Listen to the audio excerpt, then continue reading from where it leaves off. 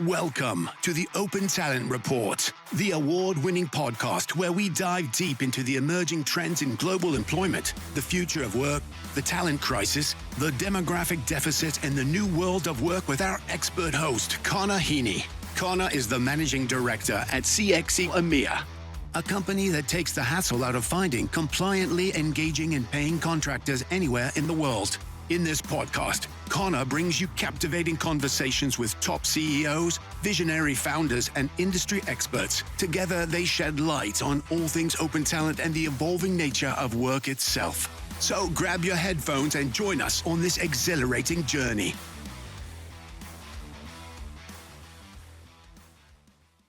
Hello and welcome to this week's show where I'm delighted, and Deb, I say this every show, I'm delighted to have you on the show, but I'm particularly delighted to have you on the show, Deb, because for the benefit of our audience, I've known you for the last 10 years, Deb, and you've been an amazing supporter of me and our business, and I really appreciate it. In fact, Deb was one of the people that attended our Future of Work Summit back in 2015 in Dublin. And it was really great, Deb. I think that's the first time we met properly, and it's so good that we've really built a great relationship. And I really can't wait for our audience to hear your story. So, before I hand over to you, Deb, we're joined today by Deb Aspinall, who's the Contingent Workforce Director at GlobalPay Inc, which is one of the world's leading global payments company. As I mentioned, I've known Deb for the last 10 years. Deb has so many interesting things to say about the contingent and workforce and extended workforce space. She's a true expert in this space and in this sector. And Deb, with that, a very warm welcome to you. How the hell are you doing, my friend? I've definitely got many things to say. I'm not sure how interesting some of those things are, but I've definitely got opinions. And I think that's how we connected obviously it was your event, but I definitely wasn't the quietest person in the room back in 2015. It'd be really interesting to hear that, hear the outputs of that meeting back. Yes. That we can see how close some of our predictions were. Yeah, I agree. And we're still talking about the bloody future work. That's what the whole podcast is about. But that's good. I agree. It would be good to do a look back for sure. Yeah. And but listen, Deb, a warm welcome to the show.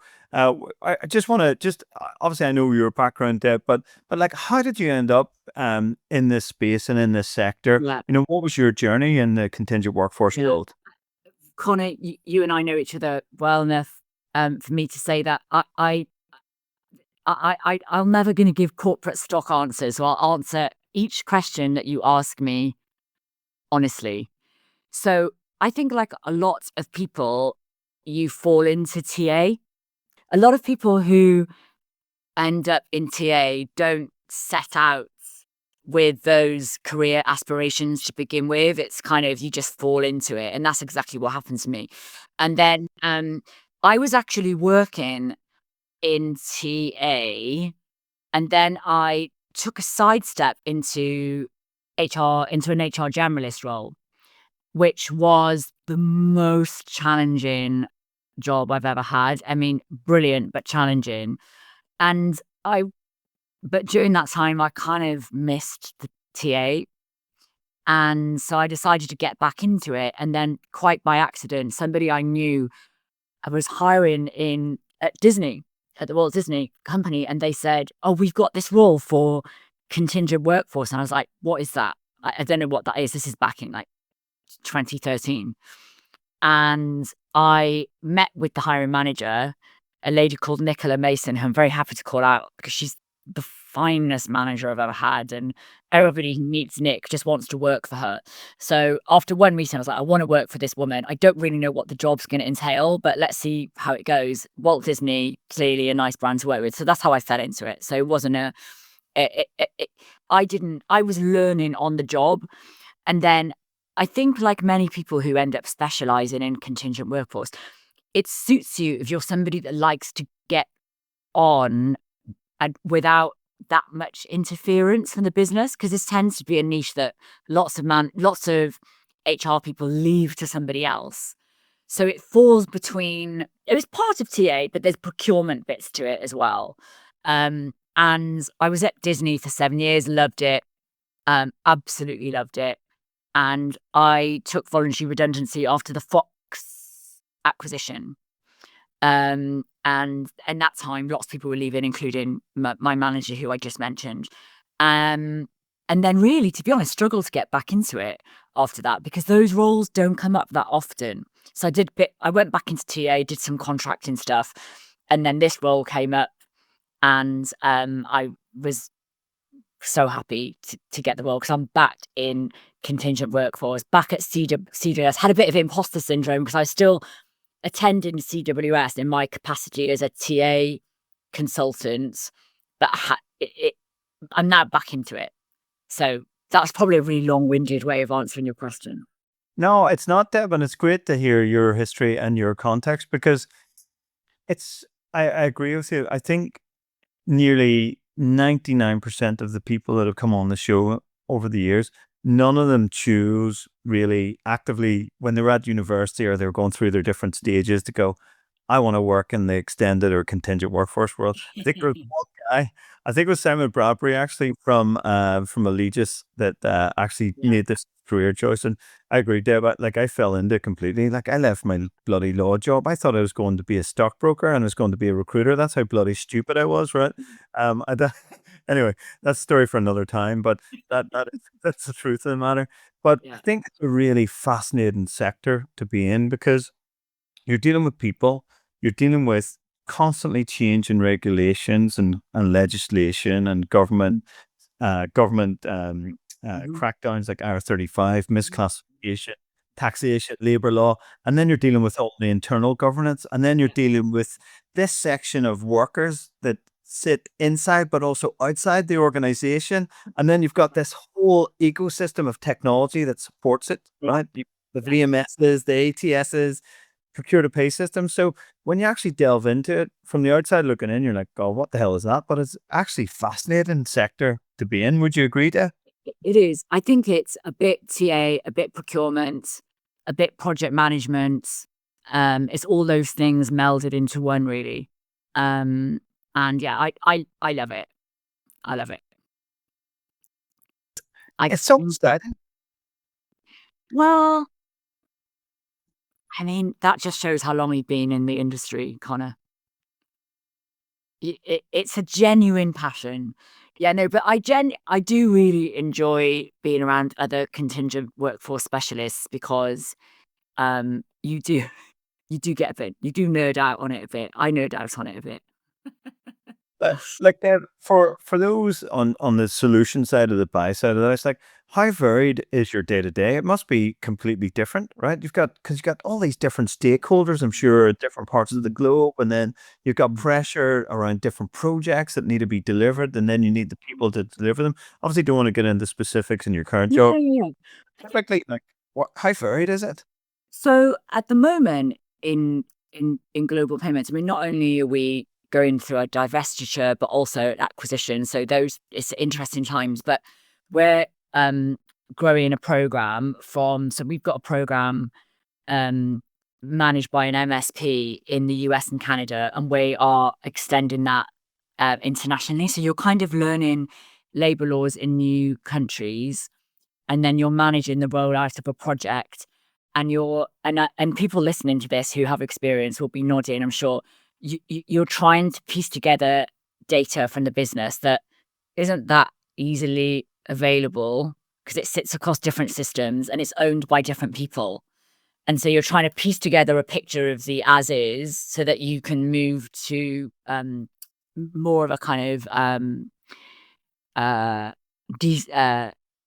you're moving to a centralized approach. So from a decentralized approach where it's the Wild West to something that's kind of managed internally. Yeah, it's fun and games.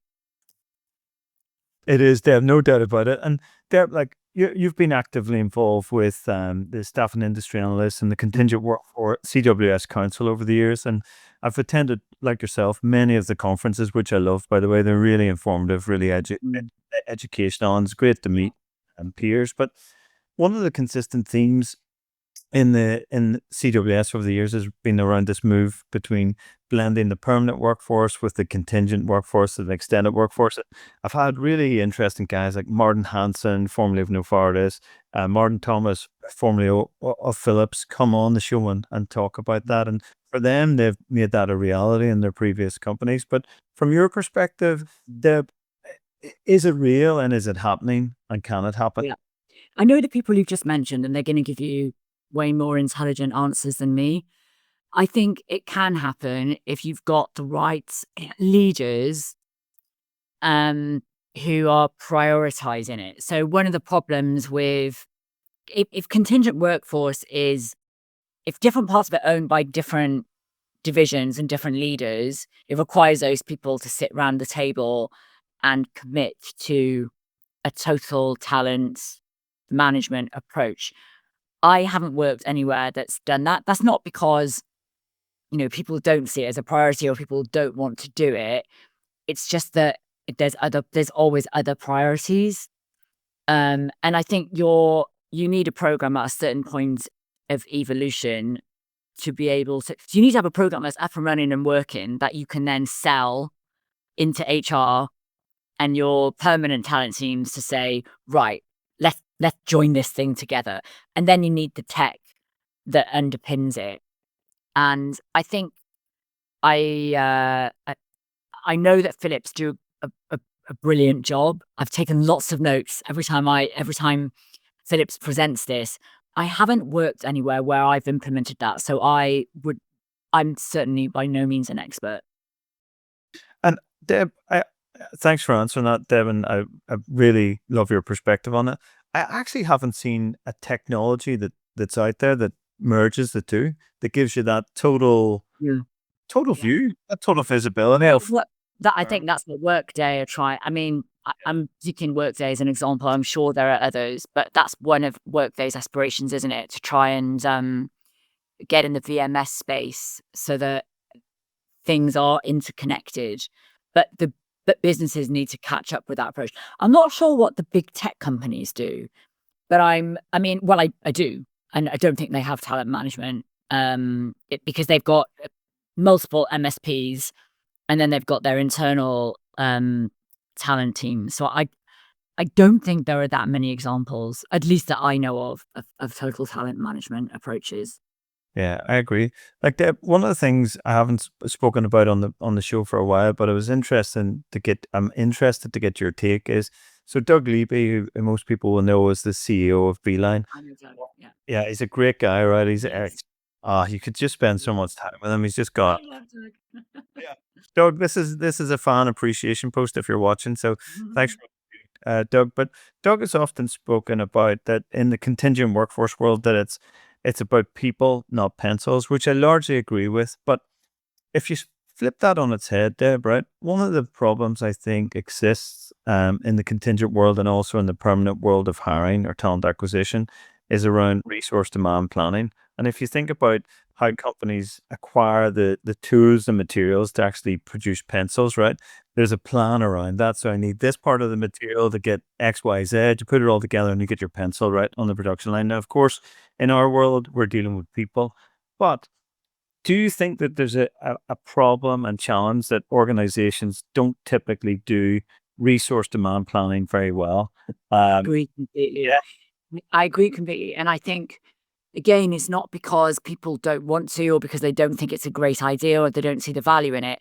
I think that the pace of change is such that it's very difficult for organizations to actually keep up with that and to put actionable plans, to introduce actionable plans that aren't already out of date by the time they need to implement them.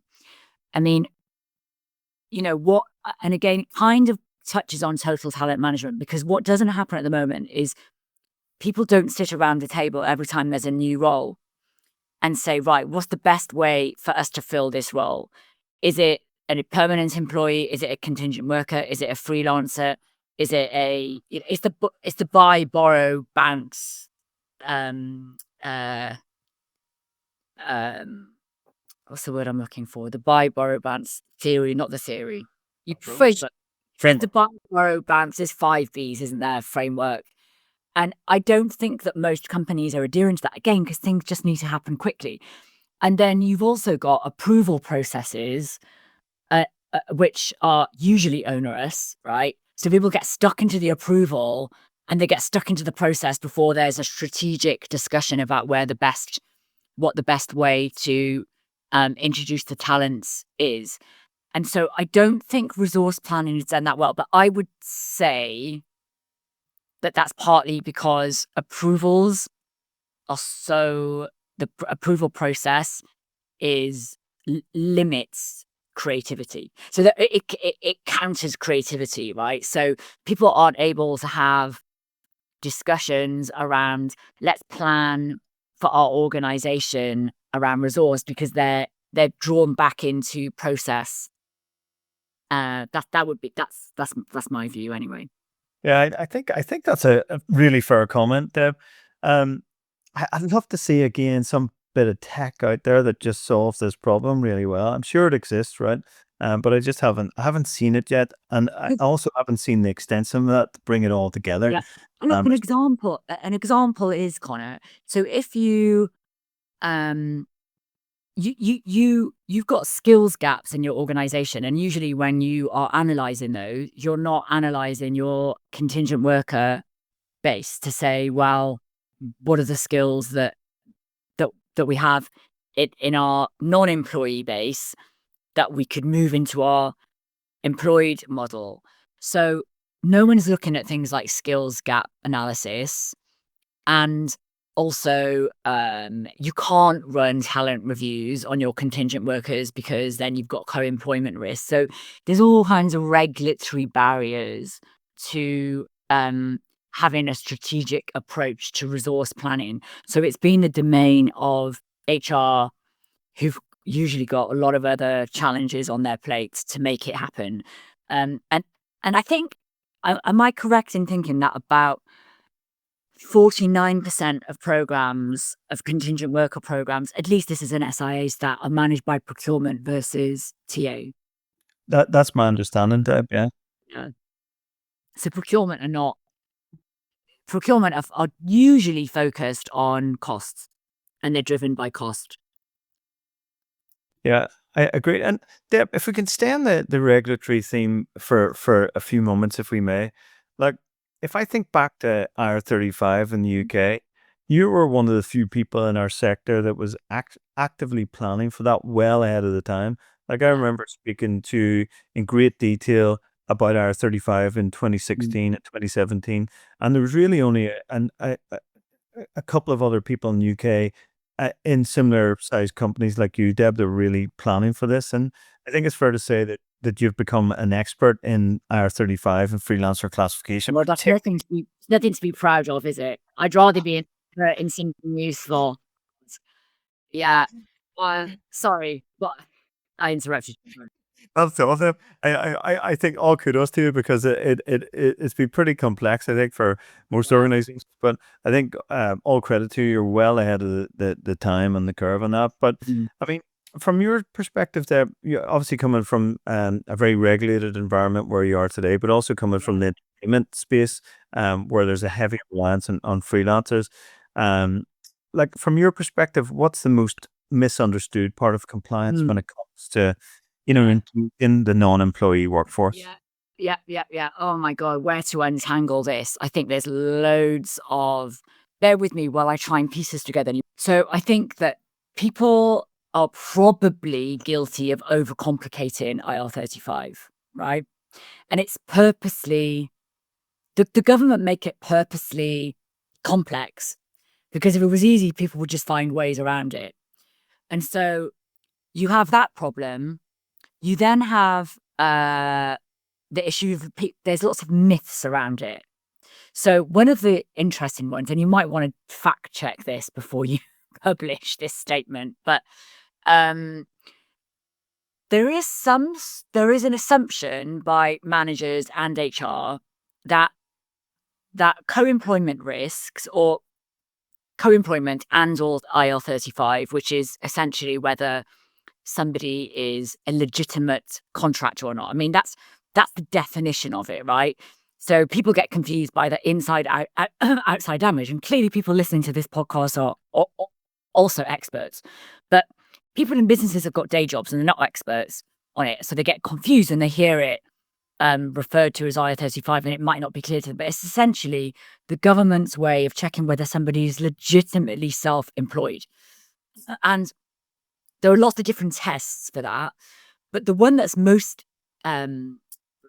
misunderstood is one about contract duration. So managers always say, yeah, but if they've worked 2 years, they automatically get employed status. Myth. If they get confused with the 2-year employment legislation, which is around bringing about unfair dismissal. So that, I think, that gets muddied with IR35. Essentially, the acid tests are control and direction. I mean, this is, when you unpick the CEST tool, and I was lucky enough when I was at Disney, there was a consultancy that we were working with, and they worked very closely with the revenue. And because we were media, and media is a particularly sticky area because you've got another whole set of rules for production people, we had direct access to HMRC. And in fairness to HMRC, they really worked with us to consult with us on this. And they gave us a lot of insight into the tool. And the tool is weighted. And essentially, the control and direction is the largest component of that. So lots of smaller measures, such as the provision of equipment and the location of work. If you think about how we work now, that's already out of date, right? So people generally work flexibly. Generally, white collar workers generally work flexibly, and therefore that's not really a test anymore. Provision of equipment is challenging because organizations have to issue their own kit for IT security purposes. So you can't just work from your own laptop and view confidential. That's just not how it works.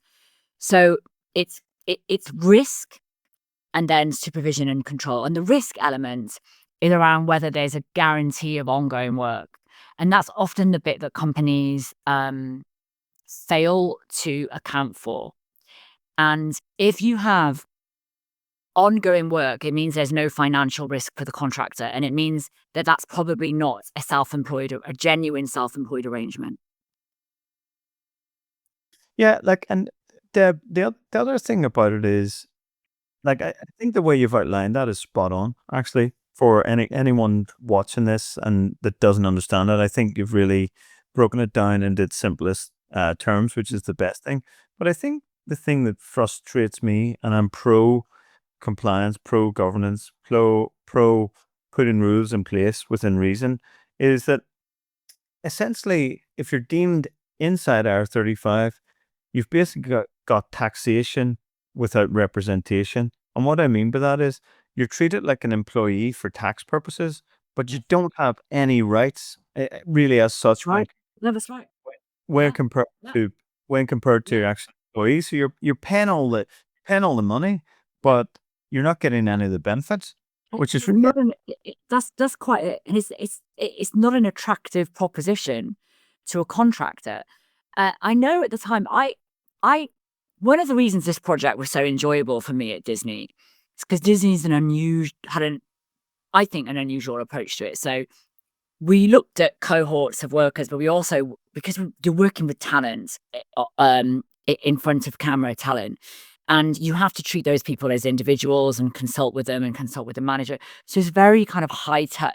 We had a very high touch approach to it, but in a really large company, that's not always possible. So you then break down your cohorts, and I think in most cases, companies adopted a blanket approach, and then I guess that costs them because your highly skilled contractors are going to expect money to offset the additional taxation.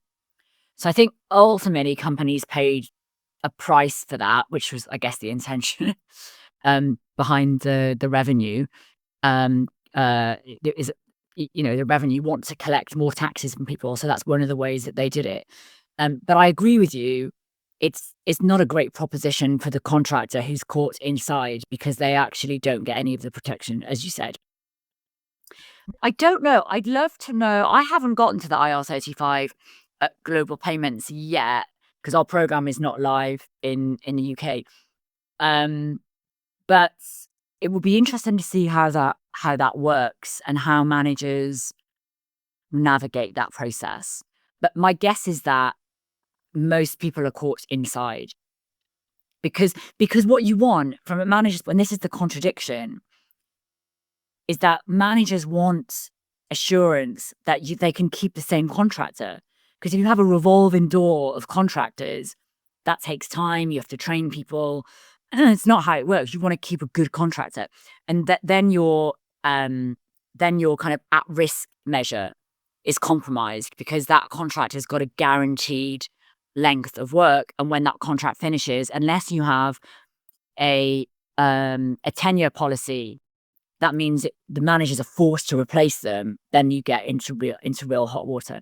So I think having a tenure policy is a way to overcome that. And that's what we're looking to introduce. But they're unpopular, because they take managers away from their day job, because they have to focus on replacing the contractor. So you have to get that balance. I agree with you, Deb. I think what I found in my experience is the more regulated the sector a company's in, such as payments or banking or pharmaceutical or medical devices, the sort of the better or easier it is to roll out these compliance programs. I know they're mandated by legislation and regulation, but because those organizations are so heavily regulated, they're all about process, following the process, making sure they follow the process, making sure there's no deviation to the process. So what I found from a change management perspective is that that's actually more straightforward. It's just another process to You'd follow. be surprised. Got different. Something you might say that.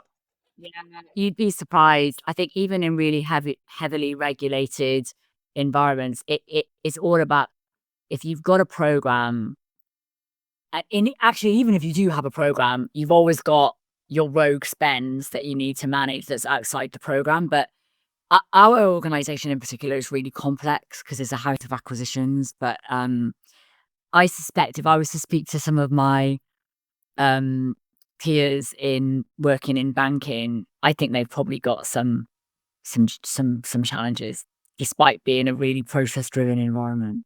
That's fascinating, and I'd love to see if there's any research on that, Deb. But I'd say you might be on to something there. But Deb, you did raise a good point as well that I just wanted to unpack a bit further.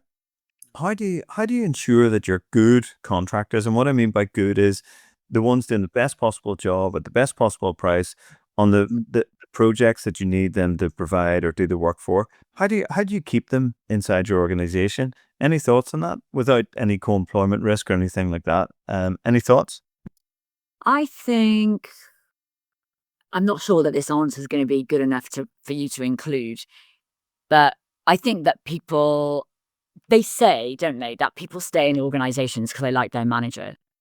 And I think if you're working with good people and you like your manager and the work is interesting, you're going to want to stay. And I think that's, I sometimes think we overcomplicate some of these things. You have consultants coming in doing engagement, and they'll show you this great big fancy deck around contractor engagement or whatever it is. I think it's quite simple, right? It's people value interesting work and nice managers. So if you've got good people in your organization and you've got interesting, challenging and varied work, you don't have a problem. I agree. I think keep it simple. I mean, the other thing is, if you've got an employee value proposition, why can't you just extend that to your bloody contractors or extended work rates? Yeah, I think people get very nervous about co-employment, and I think they focus on the wrong things, because the bigger challenge is the tax piece. That's a monstrous challenge. You don't want to get caught out for miscategorization, misclassification, and so people tend to focus on the co-employment bit, I think, too heavily. And, managers get themselves tied up in knots about whether they're allowed to invite contractors to Christmas drinks and Christmas parties. Again, we're focusing on the wrong things here. You're not going to be considered an employee because you got to go to the Christmas party. You can't take a case to a tribunal on the strength of that. You can take a case to a tribunal on the strength of, you've been receiving, undergoing, PGPs and so on, and disciplinaries or absence management or stuff like that. They present risks, but keeping your contractor engaged and making them feel that they're part of the team is important. And lots of companies do this really, really well. And they're leading the way in it. But I think some others are left behind because they're nervous. Yeah, I think that's really fair comment. The other thing, Deb, I hadn't planned to ask you about this, but I think it leads on nicely to this. We've a bit like total talent management, but we've seen, and listen, I'm as guilty of this as anyone. We've been marketing direct sourcing like it's gone out of fashion, or at least we were probably for about 8 years between 2015 and 2023. Let's say maybe stop just before that. But I suppose my question is, do you think there's a real need for direct sourcing in the sector or the industry? I hate calling it an industry, Dad, because I don't think we produce anything, but in the sector, like, do you think there's a challenge or a problem with direct sourcing as a concept? Do you mean the only reason I'm clarifying is because direct sourcing means something slightly different sometimes in US organizations. Oh, So do you mean where the company in the internal TA team is directly sourcing contractors and then referring them to payrollers like CXC? Is that what you mean? more like whereby you'll bring in an external party, Deb, like a curation partner. We've seen a lot of this language used over the years. The curation partner essentially sources the workers. They'll use a direct sourcing technology, like, say, for example, Elevate Direct, who you would have known you, Oh, I see. I or a see. or a Monopoly, and then you've got like a Yeah. company like CXC, and there are others out there, of course. There are Yeah. payrolling. But do you think that's a bit of a has it been a bit of a fad, Deb, in our sector? No, I think there's enormous value in doing that because you're effectively, let me think about this. So in a way, if you've got a vendor, if you've got a master vendor model, in a way, it's sort of master vendor model, isn't it? Because you're saying we're going to bring this, we're going to partner with this company who are going to manage our managed sourcing for contingent workers. But I think it works really well as an extension of your brand, and also it helps you to manage things on a campaign basis, where you wrap so if you know that you've got a project and you need certain resources to be on that project, and they're a combination of master service SOW-led workers and then staff org, ICs, and that whole mix, you can wrap it around a campaign and then have somebody manage that campaign. Whether that's better to be done by an MSP or one of these partners that you mentioned, I don't know. I think what some direct sourcing models do really well, and we're essentially a tech company, that's our project, financial tech, is that we can have contractors based in anywhere in the world where we've got an entity. So some of those platforms are able to tap into that in a way that some MSPs can't. I think that's really fair comment, Deb. And yeah, I really like your approach on that. I think the campaign piece and the branding piece is key, and that can work really, really well.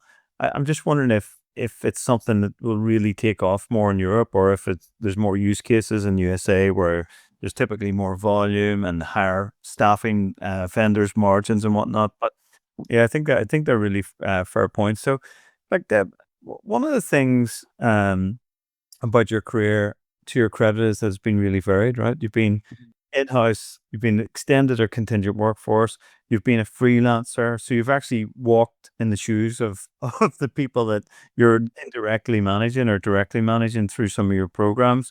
And I suppose my question really is, what advice, if any, would you like to give some of our audience that are thinking about a career in workforce management? Any tips or tricks, Deb? Oh, it's good that. No, hang on, let me think about this. I think that I would suggest to young people that getting into HR or TA and procurement is a really smart move. I think the way the market is at the moment, I think it's tough to recommend the TA route because it's a really crowded market. Tough.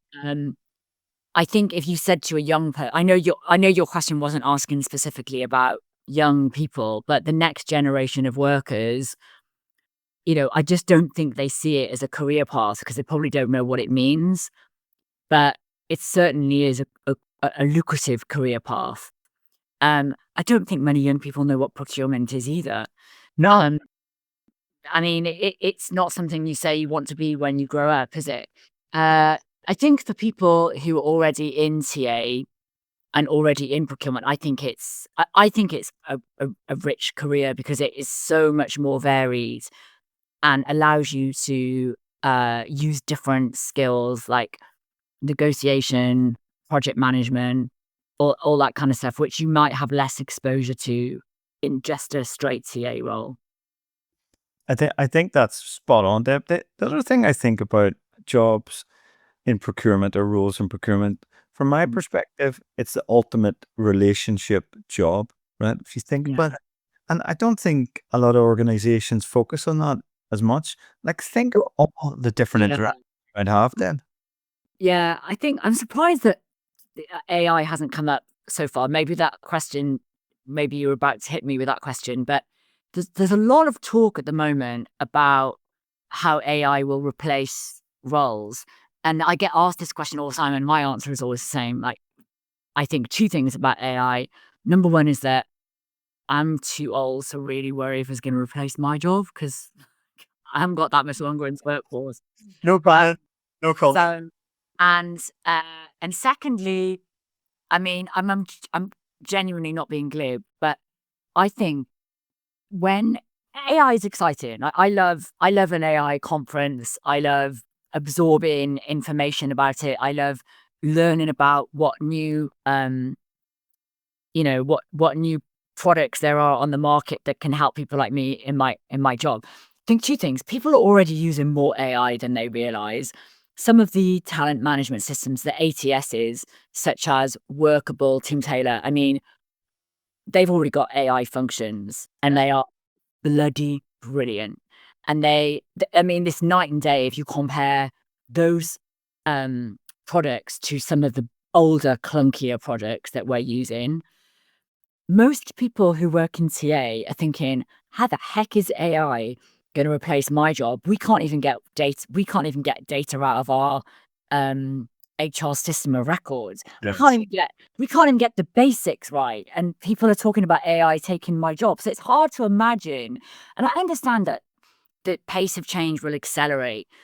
But I mean, honestly, AI we're already using for things like, I'm not talking about the company that I'm working in, but just generally, TAs are working to get things like job descriptions, job ads, all that stuff is already being done by various AI bots, ChatGPT and other OpenAI. But I don't think we're going to see, I think we'll see the transactional stuff go away, which I don't think anyone's going to lose sleep about. And we'll see the sector change accordingly because sectors always have to change. And they've always, and they've always had to. Do you remember the time where headhunters were told that they were going to be defunct because of internal talent teams? And that has been, well, LinkedIn, of course, is the biggest threat. And that is true to some extent. Certainly when I started out in TA, my God, in the early 2000s, headhunters were all over everything. And now you don't really send something out to search unless You really have to. And then you have to go to various levels of approval. But the really good headhunting firms have kept their share of the market. And you've seen some other suppliers fall by the wayside, or they've had to change the way that they operate. So I think change is coming, but I don't think in the next decade we're going to see people being replaced. And I also think there's a real consequence for the job seeker. And I know we're moving away slightly from On the street. force, but the more we automate and the less interaction there is, and that is in direct contradiction with engagement, right? Because if you want to engage your contingent workforce, give them a bit of a human approach. That's very difficult to do if you're responding by chatbots. And I know if you speak to job seekers, that's their number one frustration, not being able to get, a human to give them feedback or to tell them about the next step in the process. I would personally love to see more innovation in the VMS space. And I'm not totally up to date with this because, of course, you only ever work with one VMS. But I would hope that that's on the horizon, because I think we'd all agree that we are somewhat restricted through the clunky VMSs that don't usually have a nice offering for your managed service SOW and your staff org, and the classification that needs to take place at the beginning. If there's a VMS that's already doing that, I'm sure after listening to this, they'll be sending me a sales message. Or Doug will be telling me that they've had that for 5 years and I just didn't. But I think your points are well made, Deb. Like, if you think about how we bank today versus how we banked when you and I started our careers in this sector, it's worlds apart. In the banking game, if you wanted a mortgage or anything, you go into your branch. The branch would be on the high street. You'd have a relationship manager if you were lucky enough. You'd go and talk to the cashier. You deposit cash. You take cash back in.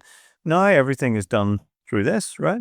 Pretty much everything. Now, Sometimes I go into my bank because I can't be bothered to navigate something in the app, and they tell me to go away. yes, Like there's that pesky old woman again trying to get us to do work that the app has automated. But yes. But I agree. Like there's definitely a market for people like yourself. I don't accept the old premise, but for people that don't want to use the app, by the way, that's what I would say the market is for. But it does strike me that if you compare and contrast the apps versus the extended workforce or VMS solutions, there's probably some work to be done there in terms of the user experience and how easy it is to use them and what that looks like, right? I think that's fair. I've seen some pretty cool ones like Finley. Obviously, we've worked on that a few times. FlexTrack that have come out of Canada, North America. They're built on the Salesforce platform. But I think the larger VMSs are starting to go, okay, well, I think we do have a bit of a challenge here and we need to make that experience better, because the other thing is, Deb, I think the procurement buyer is getting younger now. Maybe that's a consequence of me getting older. All right. But a lot of the people that I would meet and speak with regularly now in the conference circuit are probably 10 years younger or more than me. And if I was sitting, and if I was sitting in their shoes, like, do I want to transact and operate in the same way that your older procurement colleagues have done with potentially older platforms and systems? I would beg to say that the answer to that is probably no. Agree completely. Yeah, it's funny, but we still consider ourselves young, Deb. But Deb, I just want to finish, if I may, with a question that we ask all of our guests, which is, what, if any, is your prediction or predictions for the future of work? And it'd be great to go back to 2015, like we said at the start of the show, Deb, and remember what we were talking about then, but we probably had some cocktails then, so my memories might be a bit hazy. But notwithstanding that, Sure. any predictions that you'd care to cast into the future? I predict the biggest change. So to your question earlier about what are the predictions, we're going to see more and more companies have come up with location strategies. So where is which countries around the world have a pool, the pools of talent that we need, and how much is it to engage that talent in those countries? Because if you've got a remote or a mostly remote or even a partially remote workforce, there's not really, you don't need your person sitting in zone 1 in London when they can be sitting somewhere else in a lower cost jurisdiction. So we're going to see massive changes, and it's going to have all kinds of tax and right to work complications as well. I mean, great time to be a tax lawyer. I mean, the company that I currently work for, we have a location strategy where there is a strategic discussion about where the best place is to place those workers, and that if you've got it enforces the argument to have an MSP and a payroller like CXE partnering with you, because these things are really, really, really challenging to navigate. But we're going to see more and more of it. We already know that people are leaving the UK, people are leaving London, so they're less likely to, I remember, just a quick anecdote, if I may. I remember previously working in media, trying to attract people for jobs where they had to come into the office. Forget it. People don't want to do it. They've moved outside of London. They've moved outside of the southeast. And the jobs that are remote or hybrid are sought after. And so, we don't have a very strong employment market at the moment. But I think if that picks up in the future, it's going to become harder and harder and harder to source UK-based talent within the budget that you have. I wonder if we will see the cannibalization of some of the VMSs, some taking over others falling by the wayside. There's an opportunity we're talking about total talent management. We're going to see more, I think, of the kind of the big HR system of records going into the VMS space. They're probably already in that space, and I'm just not aware. And we'll start to see the development, and probably in the US, that's where it will start. And we'll start to see some of those roll out, so that you've got an umbrella software that stores all of your contractors and all of your employees as well. And I know systems, SAP, Workday already do that, but they don't have the procure to pay built in. And I think we'll probably start to see some massive changes to VMSs and adoptions of VMSs, because it's a no-brainer that you have to have a VMS in order to manage your workforce compliantly and reduce costs. What are the predictions? Look, I don't think that we're going to see less freelancers. I think that people have more flexibility now in their day, generally, for those of us who are lucky to work in a hybrid or remote model. And I don't think that's going to change. I don't think we're going to go back to, I mean, that's a stupid statement to say that we're all going to go back to working how we did 10 years ago.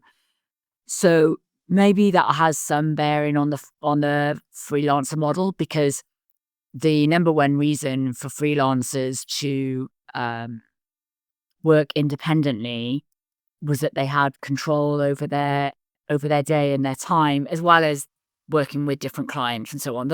Creatives like that, creatives have always freelanced because they get to work with lots of clients on different creative projects as opposed to one client.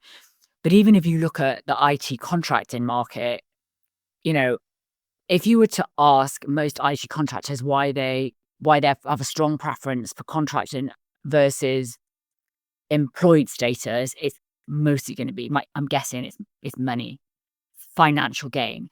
So if the government continue to tighten regulations around around penalising companies for not adhering to IL-35, then we might see, well, we have seen that market is not as lucrative. So it'd be interesting to see what happens and how my next statement kind of stands the test of time. But maybe we won't see an acceleration of the freelancer market. Maybe we've hit the peak. I don't know. There's a lot of drawbacks to the uncertainty and the risk that many freelancers face. Things like maternity, paternity, healthcare. It's really tricky. And it in times of uncertainty, people may look to more secure working arrangements. So I don't think we're going to see more freelancers. But that statement might not age well. I don't know. Because it's just gut feeling, it's just intuition. But Deb, that's the beauty of the show and the beauty of predictions and your prediction.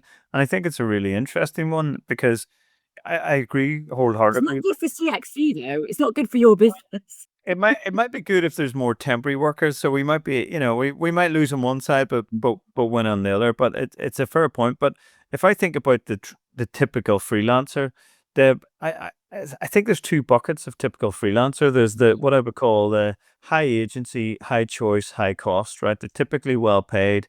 And because they're well paid, on a general basis, they've been able to build up savings, reserves, whatever.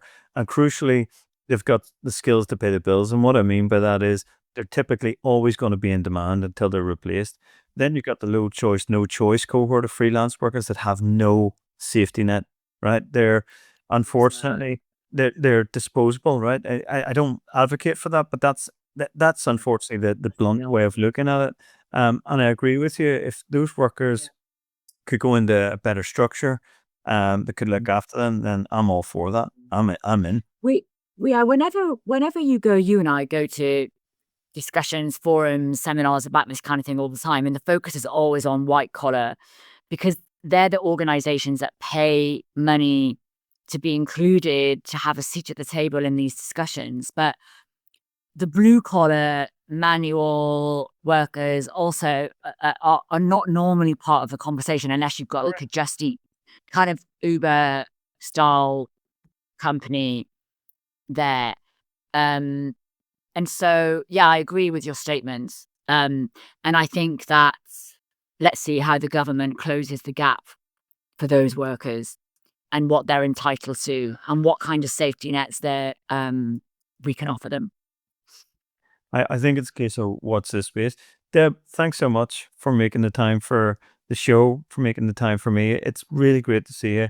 I love you sharing your thoughts, your views, your experience, your expertise, and giving us your predictions for the future of work. So, Deb, thank you very much. And folks, we've had Deb Aspinall, Contingent Workforce Director, GlobalPay Inc. Deb, it's been great to have you on the show. Thanks very much. Thanks so much, Connor. Thank you for listening to the Open Talent Report with Connor Heaney. If you found this podcast informative and engaging, make sure you subscribe, tell your friends, and follow us on all your favorite streaming platforms.